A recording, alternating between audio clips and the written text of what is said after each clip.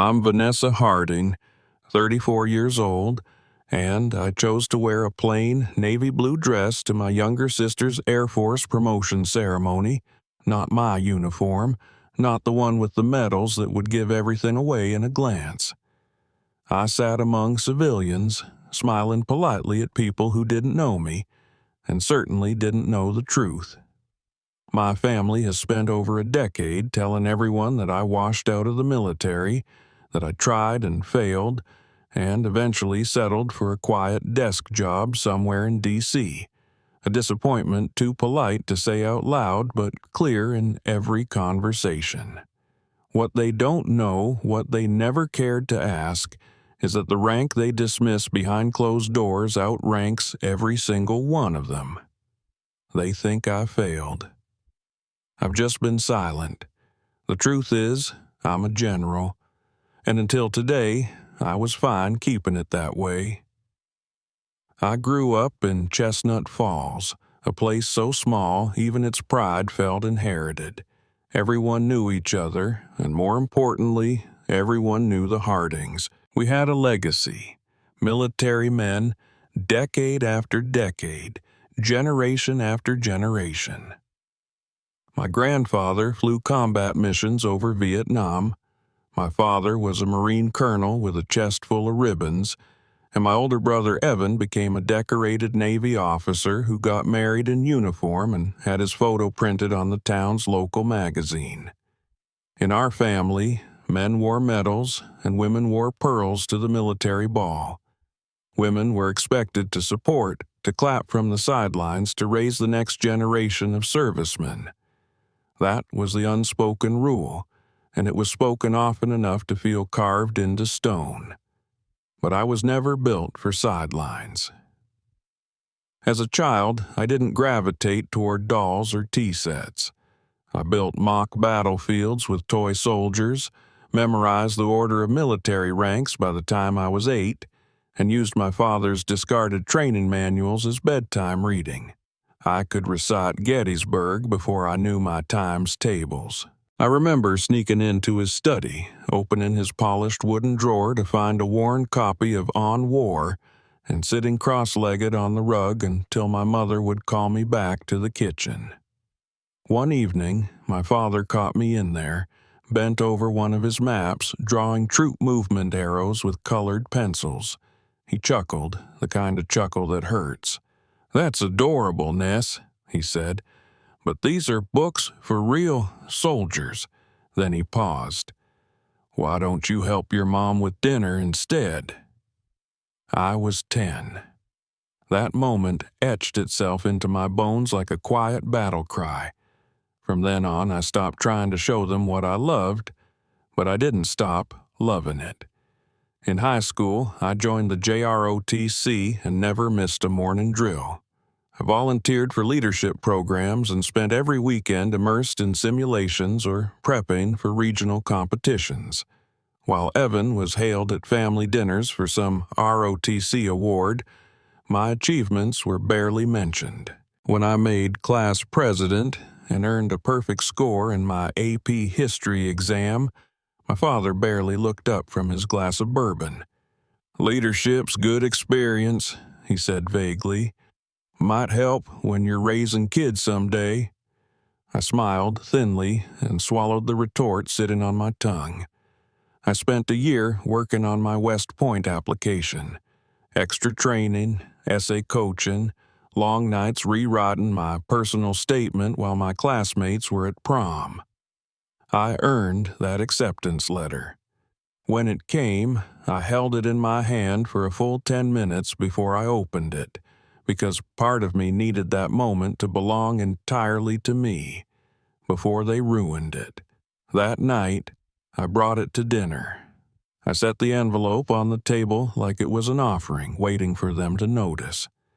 "I got in," I said. "West Point." Silence.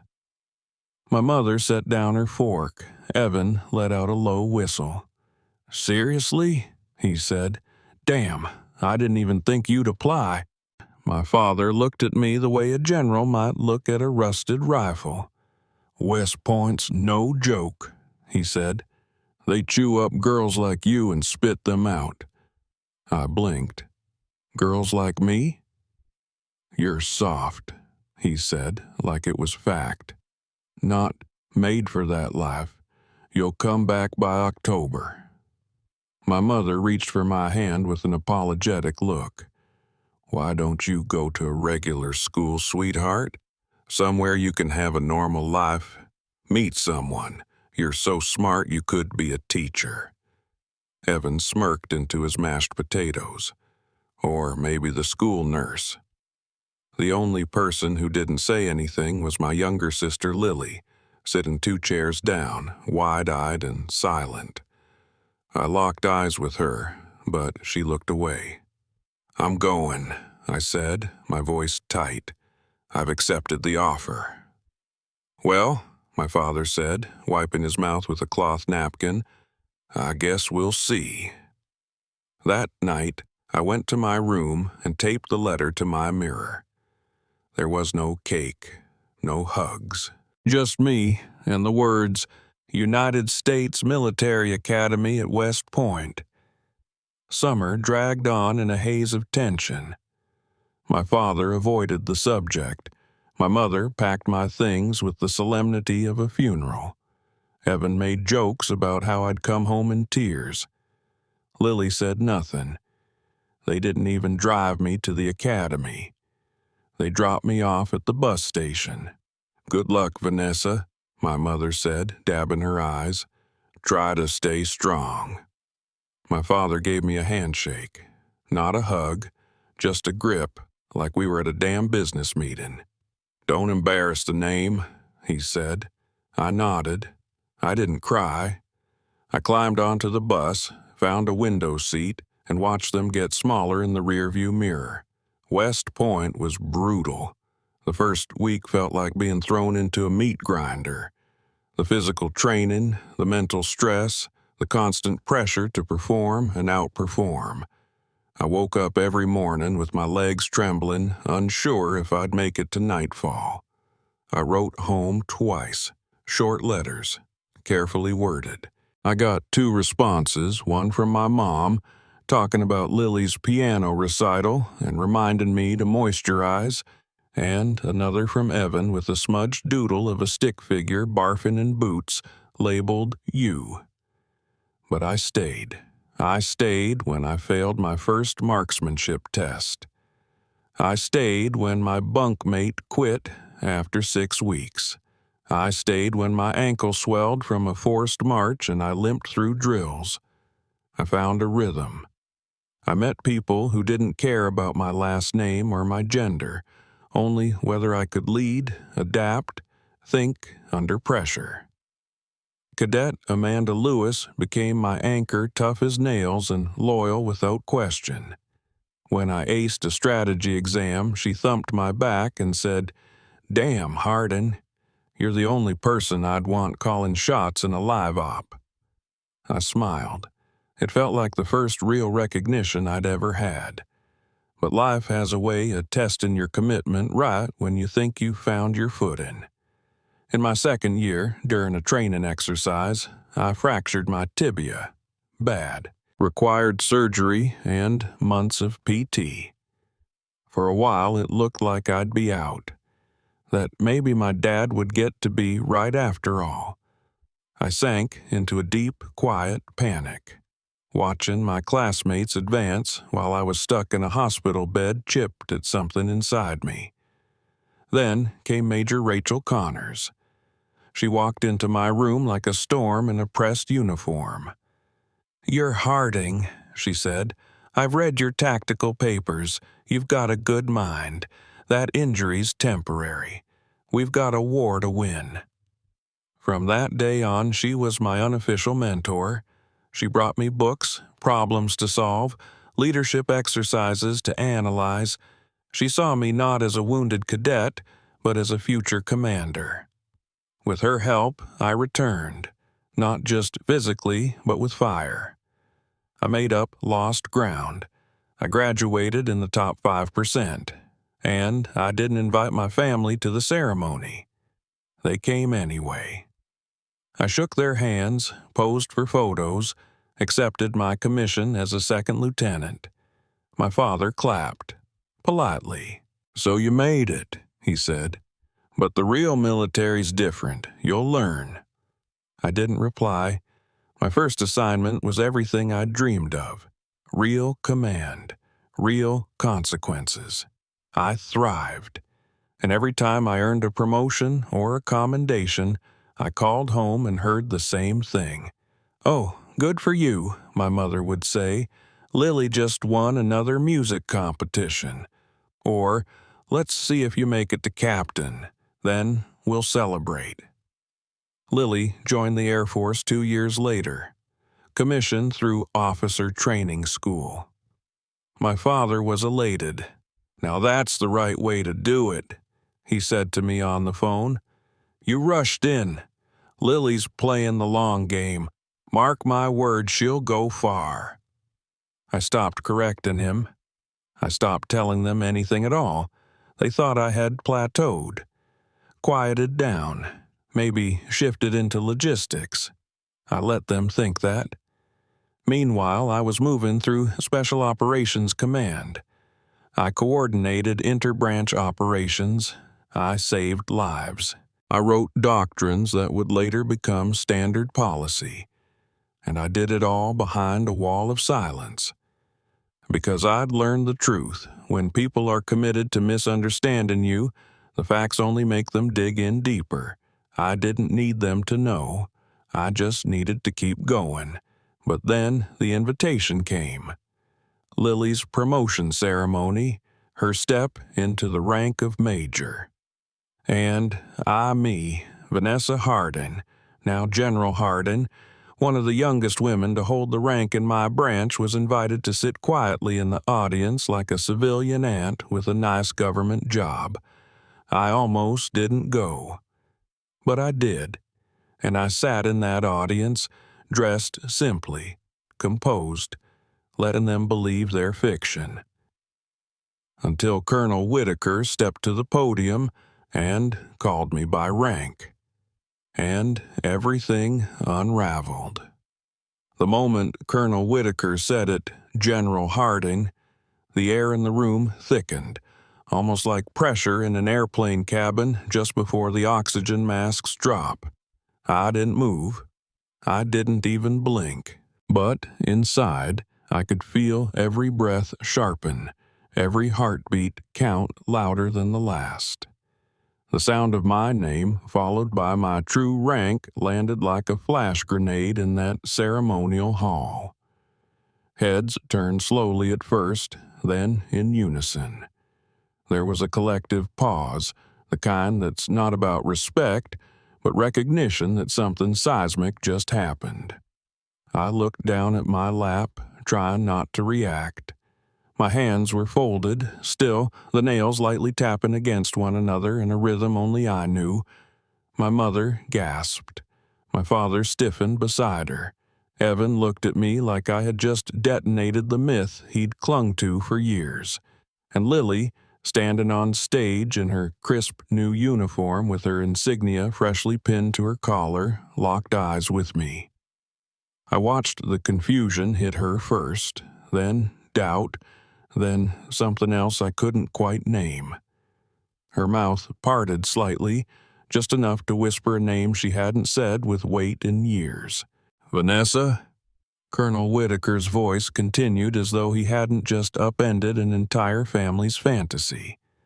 "I didn't expect to see you here today, ma'am," he said, this time more personally, his eyes meeting mine.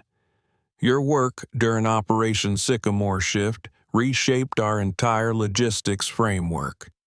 We're still using the intel methodology you introduced." Now, the entire row where my family sat shifted. The name of that operation wasn't public. It couldn't be. Not unless someone had access to the top-tier briefings. My father sat straighter, but still didn't look at me. My mother reached for his arm, whispering something urgently, but he remained silent, watching Colonel Whitaker with an expression that had never looked so alien on his face. It wasn't disbelief. It was fear.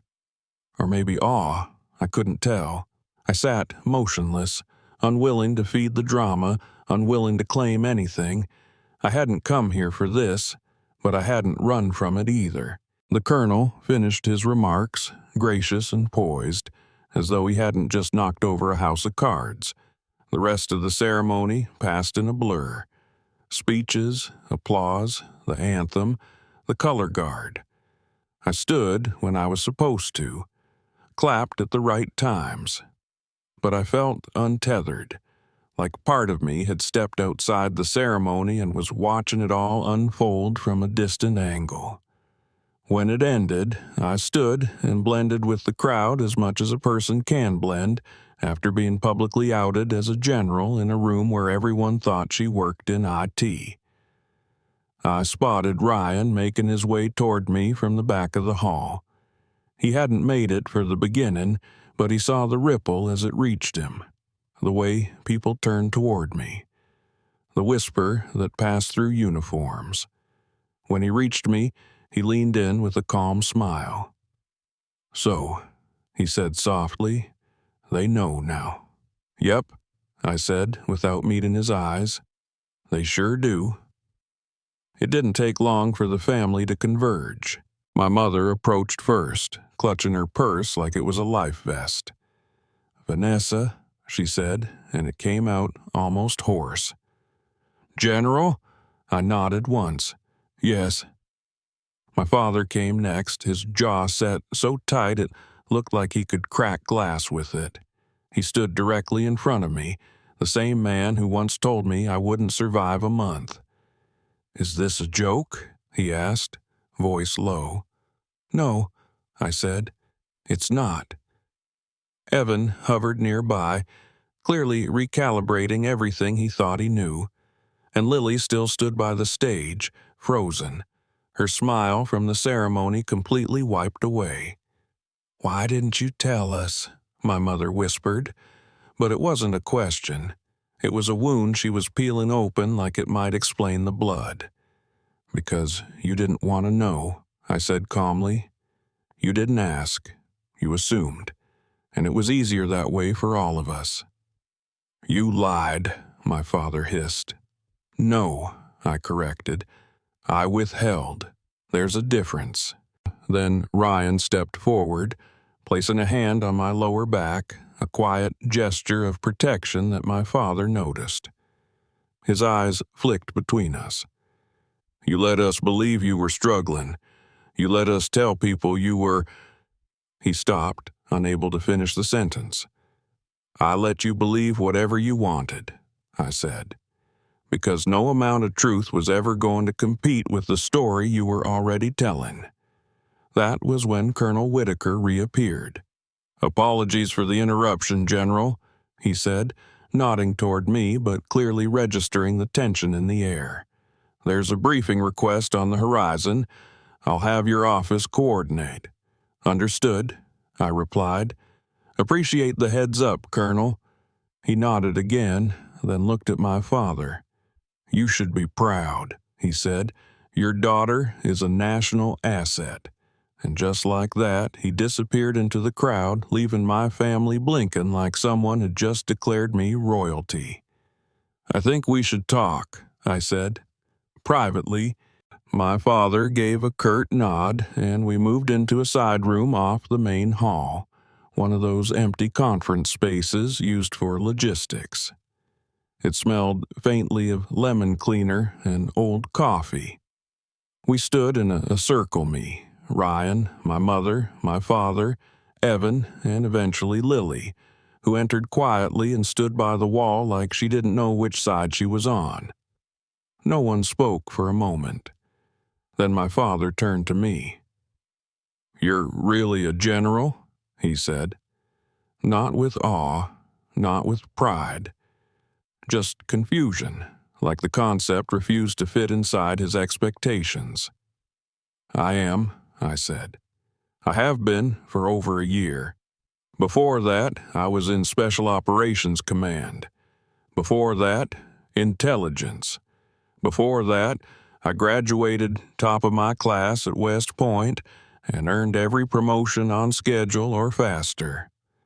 My mother sat down slowly in one of the chairs. You let us think.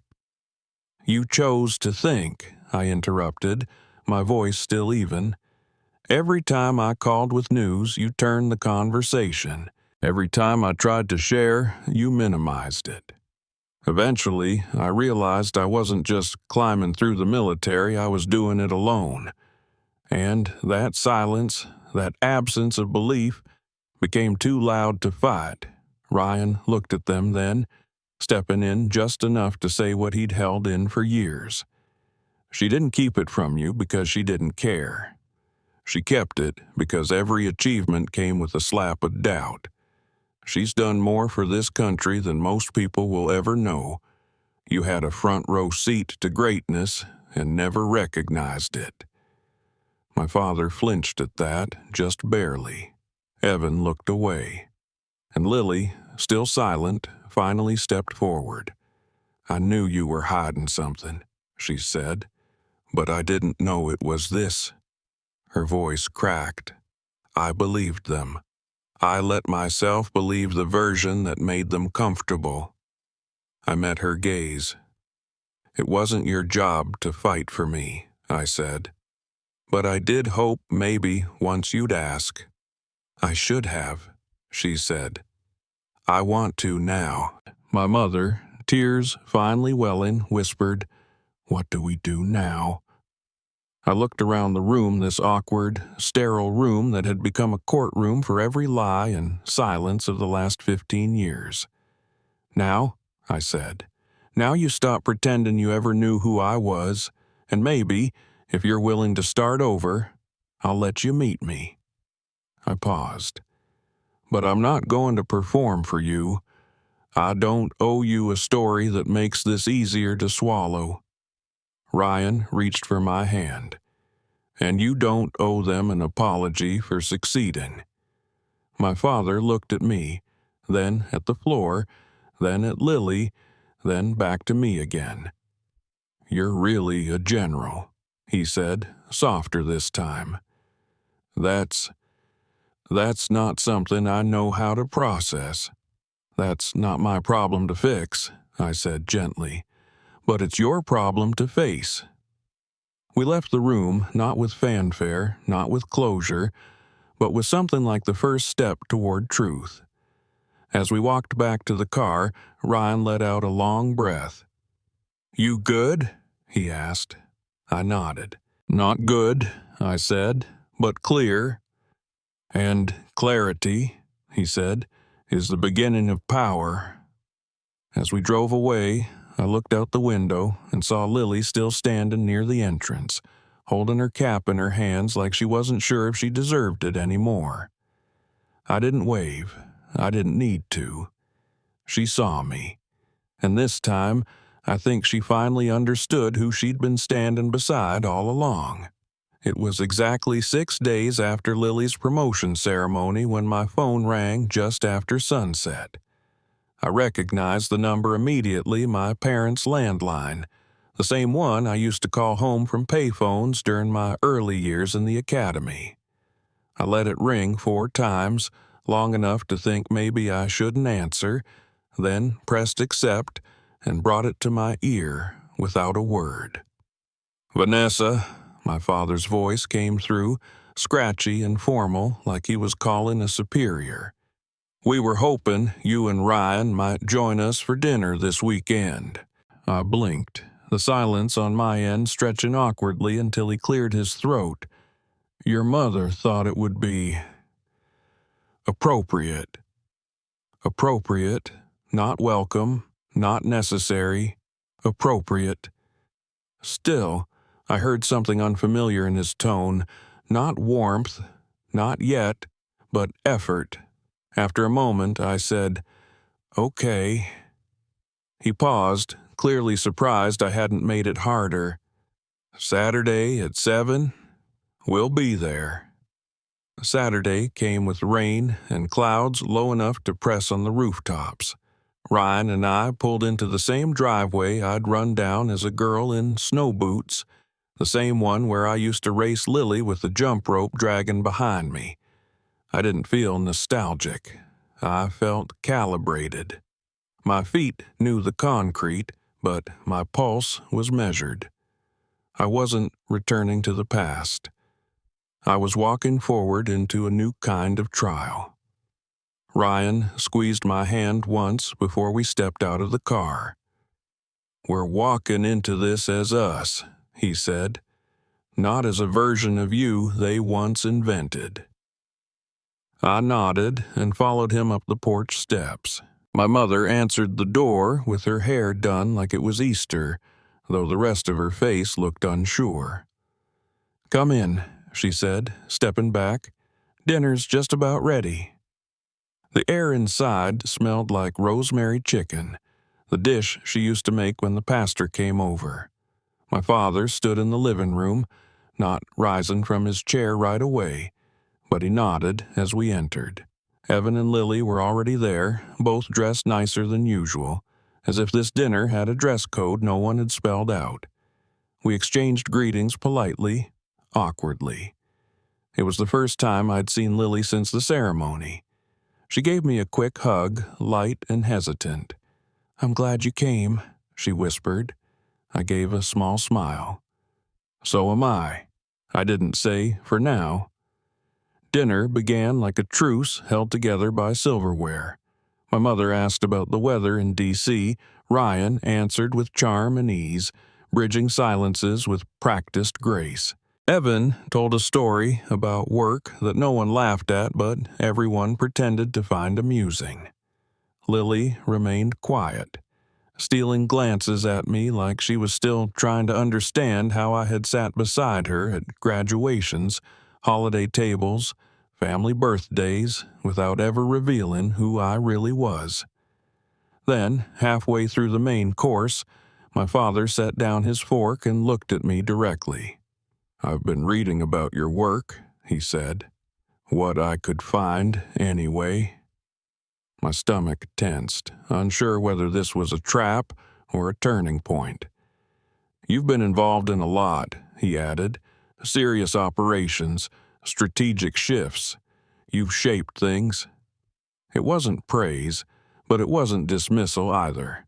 I met his gaze. "Yes, I have."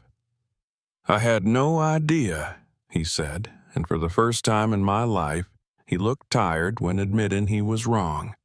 Not because I could not have known, because I didn't want to know. I made assumptions, I built a narrative, and it fit better than the truth. That's on me. Silence settled around the table like dust before my mother exhaled slowly. "I think I was afraid," she said, not looking at me. "Afraid that you were hurt somewhere out there, that if I knew the truth, I'd worry more. So I convinced myself you weren't doing anything dangerous, that you were quietly working behind a desk." "You preferred thinking I failed," I said gently, "because failure felt safer than the truth." She nodded, eyes wet. "Yes." Then Evan surprised everyone. "We were all complicit," he said. "Me too. I made jokes. I repeated the version that was easier to understand. But you were out there doing the work, the real work. And we were here talking about you like you were an afterthought." "It wasn't about vengeance," I said quietly. "I didn't stay silent to spite you. I did it to survive. To keep my path clean of the noise that came with trying to be understood in a room full of deafness." Lily reached across the table then, her fingers brushing mine. "Can we change that now?" she asked. "Can we learn to listen?" For the first time that evening, I felt something close to peace. "We can try," I said. "But this starts with honesty, with not pretending the past didn't happen, with not brushing things off when they feel hard. You don't get to rewrite it clean, but we can write something new after." After dinner, we moved into the living room. My mother brought out photo albums, a gesture so odd it made me pause. She flipped to pages from our childhood. Birthday cakes, pool parties, summer picnics. "There's so much I didn't see," she said. "You were always in the pictures, but I never really looked." I studied one photo of me, age 11, standing stiffly next to Evan in a 4th of July t-shirt. I looked like I was trying to stand at parade rest. "I was already marching," I said softly. "You just weren't watching." Ryan put his arm around me, quiet, solid. Lily sat on the floor next to the coffee table, legs crossed like we were kids again. "I want to know everything," she said. "What you can tell me."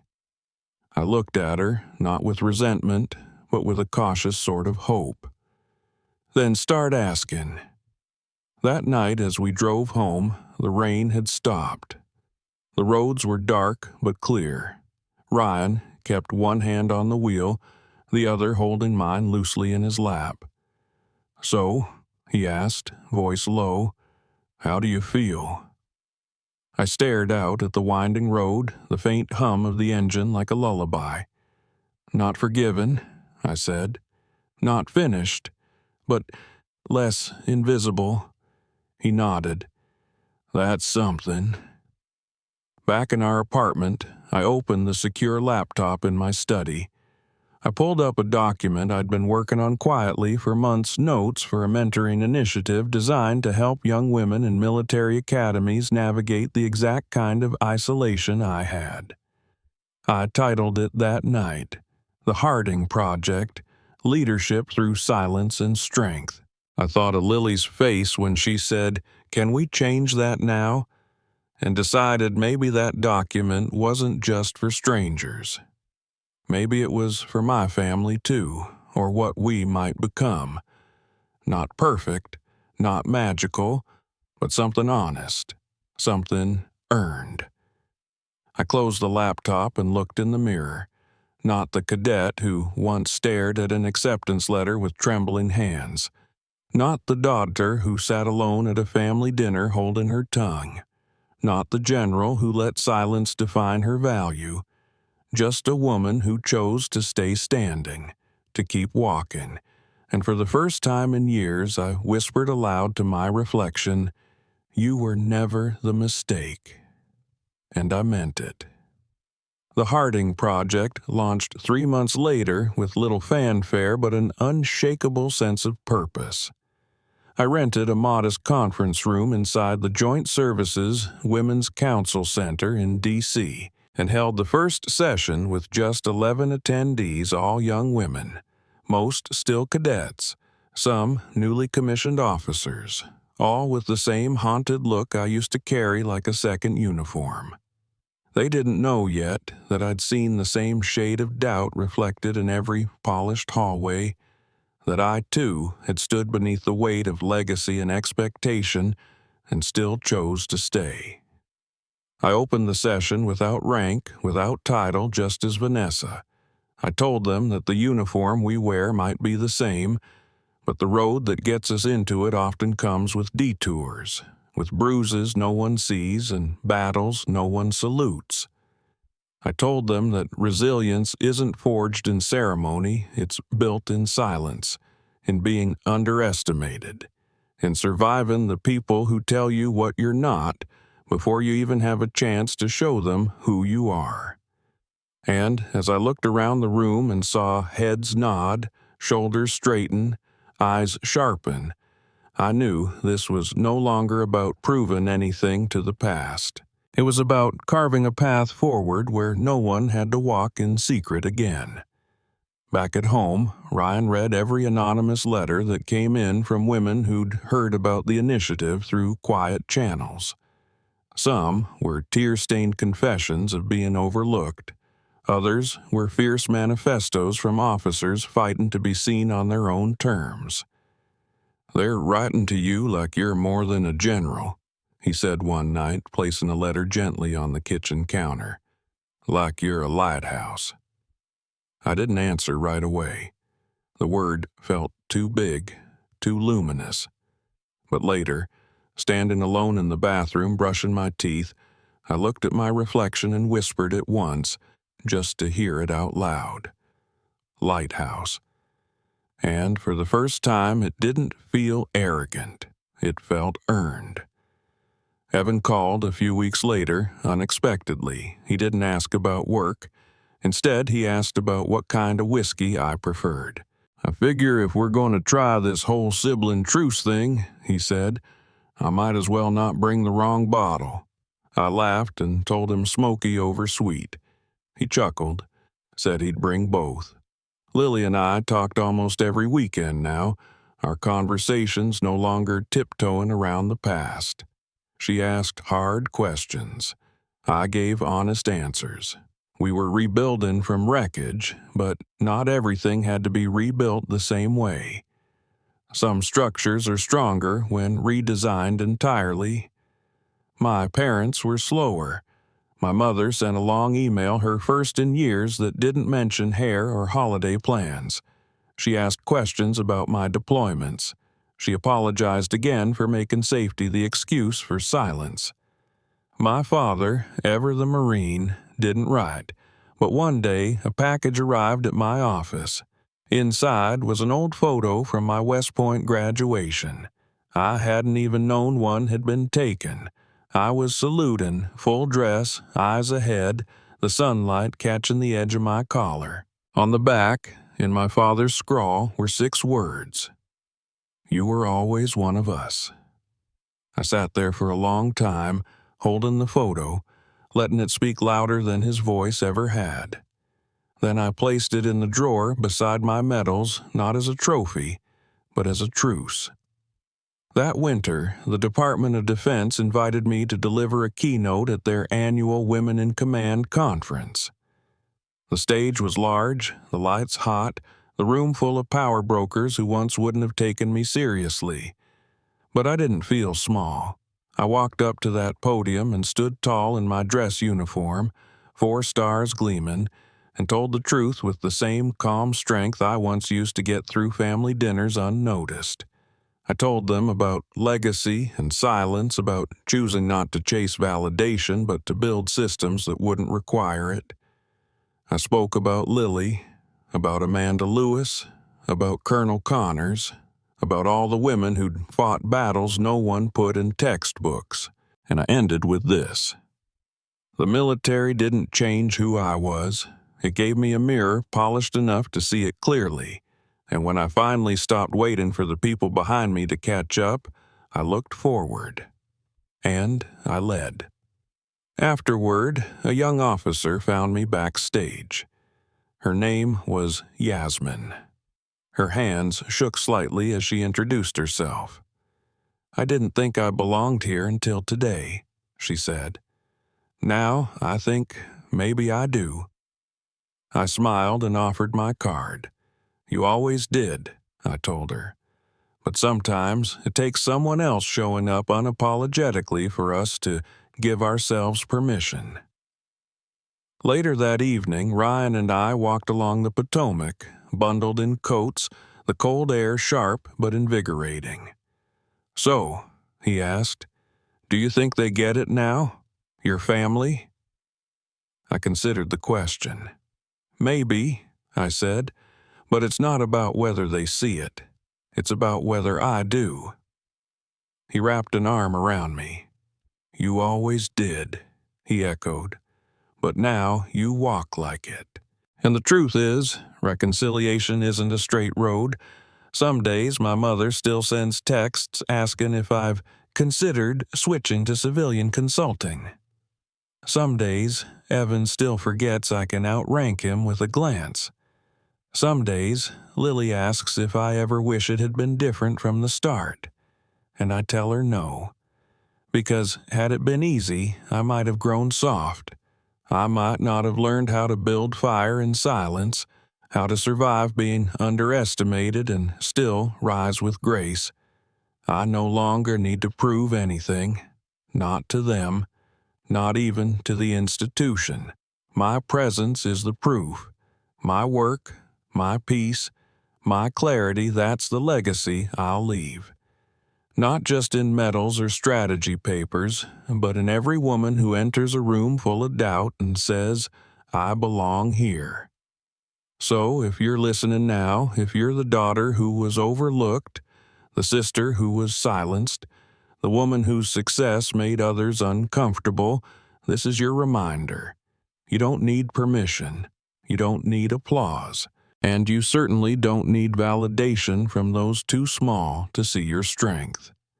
You're not an exception. You are the evolution. And if anyone ever asks where you found the courage, tell them the truth. You were born with it.